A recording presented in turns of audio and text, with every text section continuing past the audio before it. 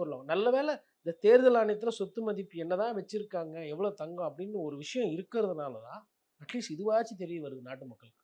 இப்ப விஜய் அவர்களோடது அது சொத்து மதிப்புன்றது முறையா வெளியில வருது. அதுக்கப்புறம் கூடவே கொஞ்சம் சர்ச்சைகள் வருது. அவர் நெறைய சொத்துக்கள்லாம் வந்து சமீபத்தில வித்துட்டாரு. சொந்தத்தில யாருக்கும் குடுக்க வேணாம். குடும்ப நபருக்குலாம் யாருக்கும் தர வேண்டாம் அப்படின்றதுனால அதெல்லாம் வித்து பணமாக்கிட்டாருன்னு ஒரு சர்ச்சை. அது உண்மையா, பொய்யா நமக்கு தெரியாது. சத்தியமா அவரும் அத சொல்ல மாட்டாரு. அவர பொறுத்தவரையிலும் ஒரு விஷயம், மூடுன வாய் மூடுனபடியே தான் இருக்கும். பின்னாடி இருந்து யாருனா டப்பிங்ல பேசிட்டு இருப்பாங்க அவருக்காக. அவரு பேச மாட்டாரு. அவரு அவருக்காகவும் பேச மாட்டாரு. மத்தவங்களுக்காகவும் பேச மாட்டாரு. எப்பனாச்சும் பேசுவாரு. அது வந்து இந்த 2, 2 லைன் 3, 3 லைன் பேசிட்டு திருப்பி வீட்டுக்குள்ள போயிடுவாரு. அவரோட இப்ப இப்ப நம்ம இதுலருந்து அவர டீகோட் பண்ணும்போது என்னன்னா, அ அவருக்கு தோணும்போது தான் வெளில வருவாரு. அவருக்கு தோணும்போது தான் பிரச்சாரம் செய்வார்.